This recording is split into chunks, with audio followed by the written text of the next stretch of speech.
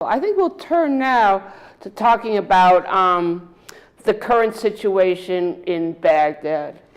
There's pressure from the Iraqi parliament to expel U.S. forces. How do you see that developing?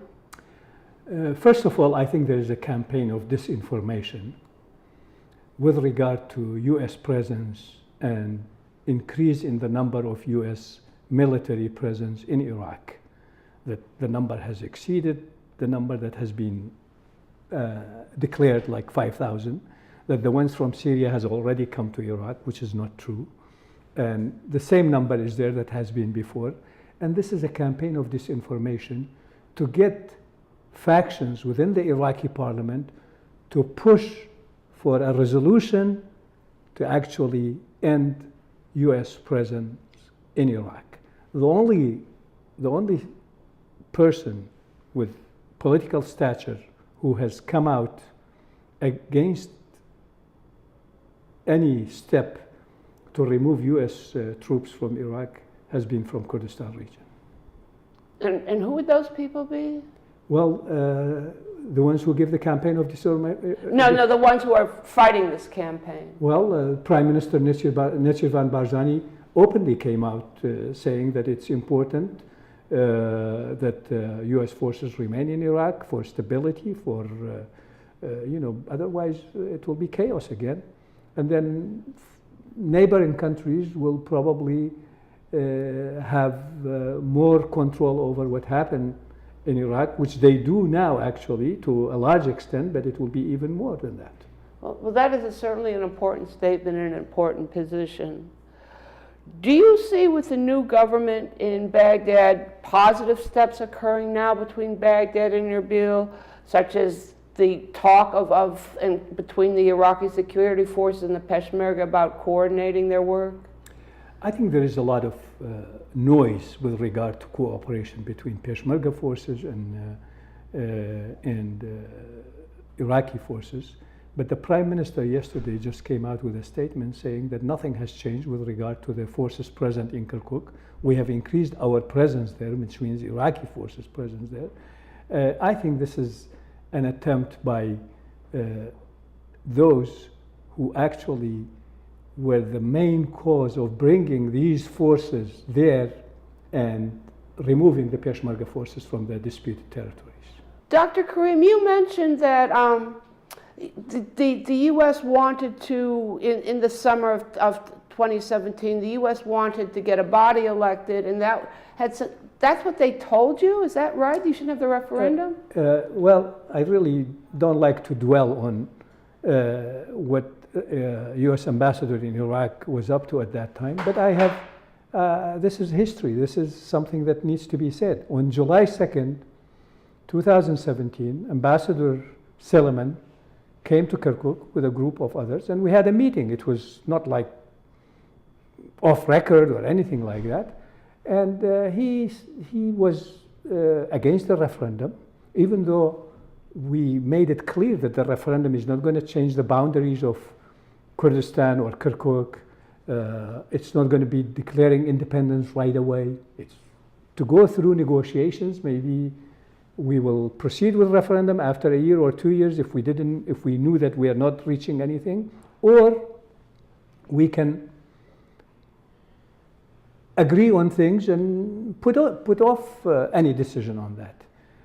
I said, well, it's important not to have the referendum and have it at a later date. We said, okay, give us a date and we will be happy to entertain that with President Barzani and other political parties and see what happens. Of course, they wouldn't tell us what date, but they said it's important not to have it because if you do this, then Abadi will not be re-elected as prime minister. So the fate of people, everything was based on a wrong assumption, as if we didn't hold the referendum, then Abadi will be prime minister. Well, they came out against the referendum. They basically colluded with those who were helping the militias to attack Kurdistan. And Abadi didn't become prime minister anyway. It didn't have anything to do with us, despite all of this.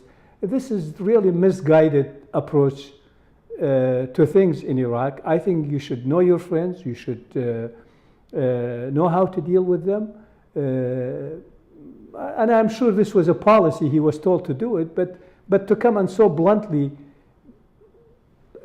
to be against the will of the people, to express what they want, just because somebody is not going to be prime minister or will be prime minister, is wrong, I think.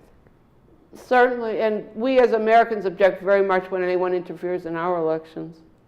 Exactly. Well, I'm sorry to hear that. I would like to turn now, it was 28 years ago, in this period of time, when the United States was fighting Saddam Hussein. It was the air campaign against Iraq for its invasion of Kuwait. And it's interesting to think how much has changed between then and now in those 28 years. You were centrally involved in that. Could you go over those events? I mean, I remember that Mum Jalal came here and right after Iraq invaded Kuwait. What happened then? Well, just to go a couple of months before that, of course, we here, myself included with my colleagues, we formed the Kurdish National Congress of North America in 1988. And after that, we started having meetings with the State Department, particularly the Human Rights Department in the US State Department, the Human Rights Bureau. I was the first witness as a Kurd ever to testify before the Senate Foreign Relations Committee, and we talked about Saddam's atrocities. That was on June 15, 1990. So it's about 6 weeks before Kuwait was invaded. And we warned about Iraq's ambitions and genocide against the Kurds. I even gave the documents with regard to the Anfal campaign. Senator Pell was the chairman, and he had to go for a vote, and Senator Moynihan took that from me, and it's on record in the Senate Foreign Relations Committee.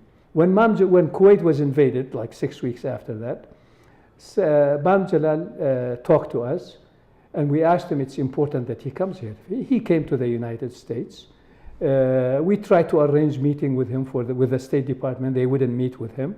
The Iraq desk officer met with him outside the State Department, but he was met in the Senate and some senators and Foreign Relations Committee. I remember he met with Senator Kerry.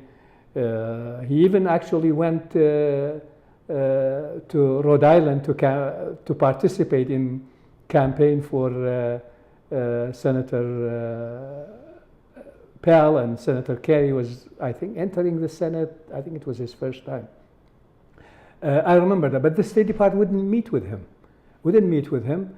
Then, of course, the campaign started against Saddam Hussein. He wouldn't withdraw, and then in 1991, in February, the campaign to evict Saddam from Kuwait started, and that was in February.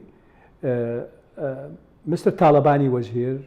Another delegation were here from Iraqi Kurdistan that included the late Sami Abdurrahman, Wishar Zebari, Barham Saleh was at that time new here actually, but these were the people. So they met with Senator Bell and some other senators in the US Congress, with some congressmen, and we asked for a meeting at the State Department. I remember I personally did that, and we were supposed to have a meeting with Dick Shifter, who was Assistant Secretary for Human Rights.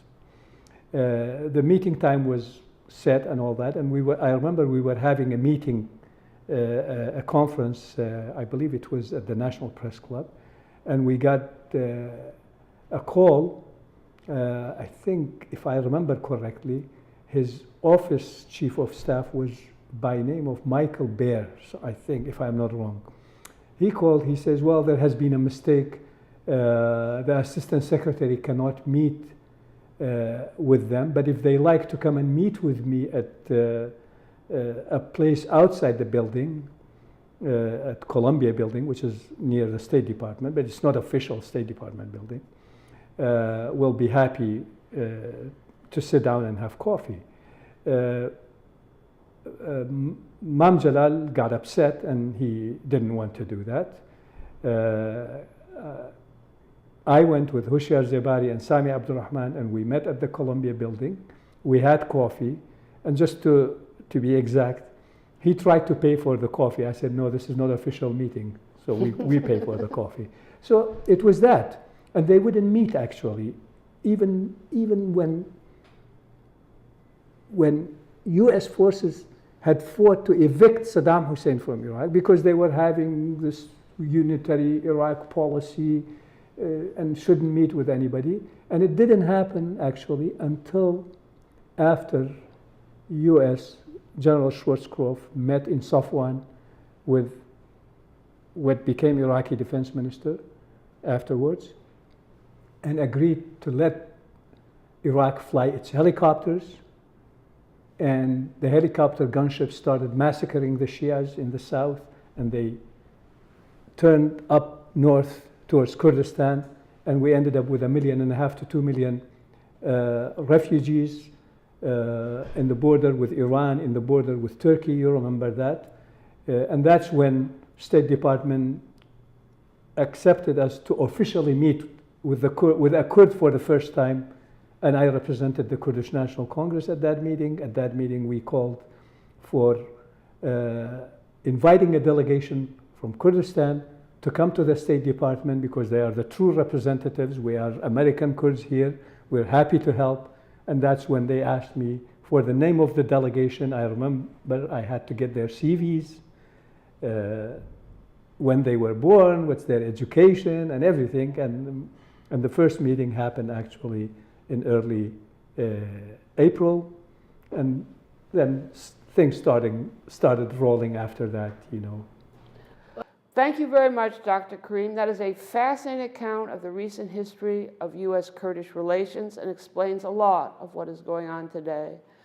And thank you very much for watching. We hope to talk to Dr. Karim very soon again. Thank you very much, Lori.